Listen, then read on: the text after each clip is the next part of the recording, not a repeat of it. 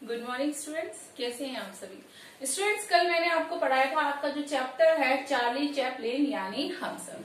तो आइए उस चैप्टर को हम कंटिन्यू करते हैं। पेज नंबर 122 जब आप वीडियो देखें तो खोल लीजिएगा।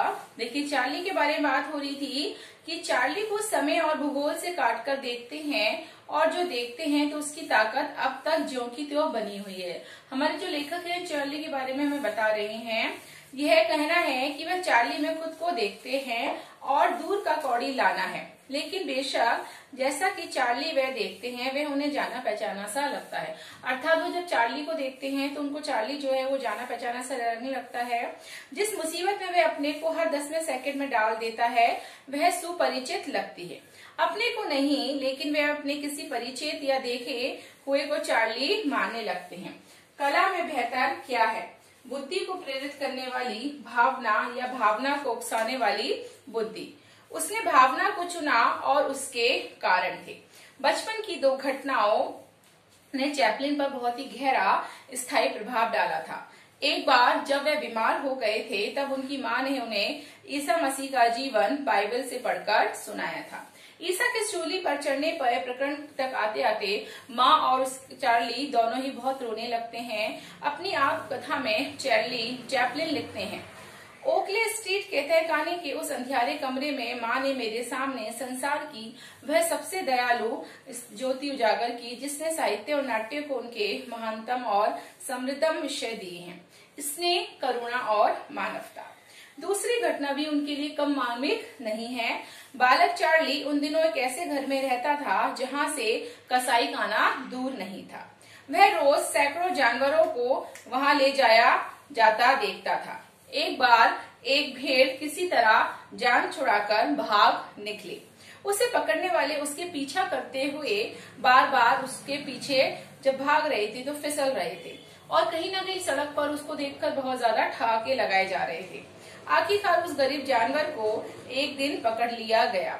फिर उसे कसाई के पास ले जाने लगे। तब चार्ली को एहसास हुआ कि इस भेड़ के साथ अब क्या होगा।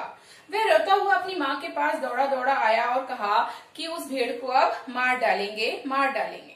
बाद में चैपलिन ने अपनी आत्मकथा में लिखा कि बसंत की वह बेलौज दोपहर और वह मजाकिया दौड़ कई दिनों तक मेरे साथ रही और मैं कई बार सोचता हूँ कि उस घटना ही ने तो मेरी भावी फिल्मों की भूमि तय नहीं कर दी। अर्थात कहीं ना कहीं चैपलिन को ये बात समझ में आ गई कि जो हंसमुख बातें हैं, हंसी मजाक की जो बातें हैं, उनसे जो हमारे आम जनता है वो बहुत ज्यादा हंसने लग जाती है। इस तरह उसने अपनी जो फिल्मों की भूमि तय की वो इसी आधार पर तय की, त्रासदी और हास्योत्पादक तत्वों के सामंजस्य की। भारतीय कला और सौंदर्य शास्त्र को कई रसों का पता है। उनमें से कुछ रसों का किसी कलाकृति में साथ साथ पाया जाना श्रेयकर भी माना गया है। जीवन में हर्ष और विषाद आते रहते हैं, अर्थात दुख और सुख आते रहते हैं। यह संसार की सारी सांस्कृतिक परंपराओं को मालूम है, लेकिन करुणा का हास्य में बदल जाना एक ऐसे रस सिद्धांत की मांग करता है जो भारतीय परंपराओं में नहीं मिलता। रामायण तथा महाभारत में जो हास्य है वह दूसरों पर है और अधिकांशतः वह परस्ताप से प्रेरित है। जो करुणा है वह अक्सर सद व्यक्तियों के लिए और कभी कभार दुष्टों के लिए भी होती है। संस्कृत नाट्यों में जो विदूषक हैं वह राज व्यक्तियों से कुछ बदतमीजियां आवश्यक करता है, किंतु करुणा और हास्य का सामंजस्य उसमें भी नहीं है। ऊपर से हंसने वाले और दूसरे में भी वैसा ही मादा पैदा करने की शक्ति भारतीय विदूषक में कुछ कम ही नजर आती है। इसलिए भारत में चैपलिन के इतने व्यापक स्वीकार का एक अलग सौंदर्य शास्त्र महत्व तो है ही। भारतीय जनमानस पर उसने जो प्रभाव डाला होगा उसका पर्याप्त मूल्यांकन शायद अभी होने को है। हास्य कब करुणा में बदल जाएगा और करुणा कब हास्य में परिवर्तित हो जाएगी, इससे पारंपरिक या सैद्धांतिक रूप से अपरिचित भारतीय जनता ने उस फिनोमेनन को यूं स्वीकार किया जैसे बतख पानी को स्वीकारती है। किसी विदेशी कला सिद्धांत को इतने स्वाभाविक रूप से पचाने से अलग ही प्रश्न खड़े होते हैं और अंशतः एक तरह की कला की सार्वजनिकता को ही रेखांकित करते हैं। किसी भी समाज में इन्हें गिने लोगों को अमिताभ बच्चन या दिलीप कुमार कहकर ताना दिया जाता है, लेकिन किसी भी व्यक्ति को परिस्थितियों का औचित्य देखते हुए चार्ली या जॉनी वॉकर कह दिया जाता है। ये स्वयं एक स्वीकृति है कि हमारे बीच नायक कम है, जबकि हर व्यक्ति दूसरे को कभी न कभी विदूषक समझता है। दरअसल मनुष्य स्वयं ईश्वर या नीति का विदूषक है। क्लाउन, जोकर या साइड के ये अकारण ही नहीं है बच्चों, बल्कि महात्मा गांधी तो ये भी कहते हैं कि चार्ली चैपलिन में कहीं ना कहीं खासा पुट था, यह क्वालिटी थी, और गांधी तथा नेहरू दोनों ने कभी चार्लिन का सानिध्य चाहा था। चार्ली के नितांत भारतीय सौंदर्य शास्त्र की इतनी व्यापक स्वीकृति देखकर राज कपूर ने भारतीय फिल्मों का एक सबसे साहसिक प्रयोग करने की कोशिश की। आवारा सिर्फ दी ट्रैम्प का शब्दानुवाद ही नहीं था, बल्कि चार्ली का भारतीयकरण भी था। वह अच्छा ही था कि राज कपूर ने चैपलिन की नकल करने के आरोप की परवाह नहीं की। राज कपूर के आवारा और श्री 420 के पहले फिल्मी नायकों पर हंसने की और स्वयं नायकों के अपने पर हंसने की परंपरा उस समय नहीं थी। 1953 से 57 के बीच जब चैपलिन अपनी गैर टेम्पनुआ अंतिम फिल्में बना रहे थे, तब राज कपूर चैपलिन का युवा अवतार ले रहे थे।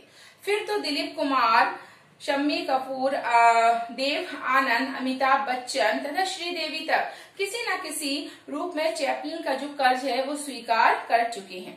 बुढ़ापे में जब अर्जुन अपने दिवंगत मित्र श्री कृष्ण की पत्नियों को डाकुओं से न बचा सके और हवा में तीर चलाते रहे, तो ये दृश्य करुणा और हास्योत्पादक दोनों था, किंतु महाभारत में सिर्फ उसकी त्रासदार व्याख्या स्वीकार की गई है।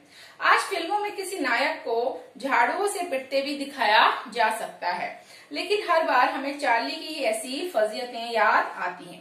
चार्ली की अधिकांश फिल्में भाषा का जो इस्तेमाल है वो नहीं करती, इसलिए उन्हें ज्यादा से ज्यादा मानवीय होना पड़ता है। सवाल चित्रपट पर कई बड़े से बड़े कॉमेडियन हुए हैं, लेकिन वे चैपलिन की सार्वभौमिकता तक क्यों नहीं पहुंच पाए, इसकी पड़ताल अभी होने को है। चार्ली का चिर युवा होना या बच्चों जैसा दिखना एक विशेषता तो है ही है। सबसे बड़ी विशेषता शायद ये है कि वे किसी भी संस्कृति को विदेशी नहीं समझते हैं, यानी उनके आसपास जो भी चीजें अड़ंगे, खलनायक, दुष्ट औरतें आदि रहते हैं, वे एक सतत विदेश या परदेश बन जाते हैं और चैपलिन हम बन जाते हैं। चार्ली के सारे संकटों में हमें यह भी लगता है कि ये मैं भी हो सकता हूँ, लेकिन मैं से ज्यादा चार्ली हमें हम लगते हैं। ये संभव है कि कुछ अर्थों में बस्टर कीटन चार्ली चैपलिन से बड़ी हास्य प्रतिभा हो, लेकिन कीटन हास्य का काफका है, जबकि चैपलिन प्रेमचंद का ज्यादा नजदीक है। एक होली का त्योहार छोड़ दें तो भारतीय परंपरा में व्यक्ति के अपने पर हंसने, स्वयं को जानते बूझते हास्यास्पद स्पद बना डालने की परंपरा नहीं के बराबर है। गांवों और लोक संस्कृति में तब भी वह शायद हो, नागर सभ्यता में तो वह थी नहीं। चैपलिन का भारत में महत्व यह है कि वह अंग्रेजों जैसे व्यक्तियों पर हंसने का अवसर देते हैं। चार्ली स्वयं पर सबसे ज्यादा तब हंसता है जब वह स्वयं को गर्वोन्मत्त करता है, आत्मविश्वास से भरपूर होता है। उसको सभ्यता, सफलता, संस्कृति तथा समृद्धि की प्रतिमूर्ति है। दूसरों से ज्यादा शक्तिशाली तथा श्रेष्ठ है। अपने ब्रजदपि, कठोरणरी अथवा मृदुनी कुसुमादि क्षण में दिखलाता है। तब ये समझिए कि कुछ ऐसा हुआ ही चाहता है कि ये सारी गरिमा सुई चुभे गुब्बारे जैसी फुस हो उठेगी। अपने जीवन के अधिकांश हिस्सों में हम चार्ली के टिल्ली ही होते हैं, जिसके रोमांस हमेशा पंक्चर होते रहते हैं। हमारे महानतम क्षणों में कोई भी हमें चिढ़ाकर या फिर लात मार कर भाग सकता है। अपने चरमाना शूरवीर क्षणों में हम क्लैवे और पलायन के शिकार हो सकते हैं। कभी कभार लाचार होते हुए जीत भी सकते हैं। मूलतः हम सब चार्ली हैं, क्योंकि हम सुपरमैन नहीं हो सकते हैं। सत्ता, बुद्धि, प्रेम और पैसे के चक्कर में चरमोत्कर्षण में जब हम आईना देखते हैं तो हमें चेहरा चार्ली चार्ली हो जाता है। तो बच्चों, आज आपका ये जो चैप्टर था चार्ली चैपलिन यानी हम सब, वो कंप्लीट हो गया है। Thank you.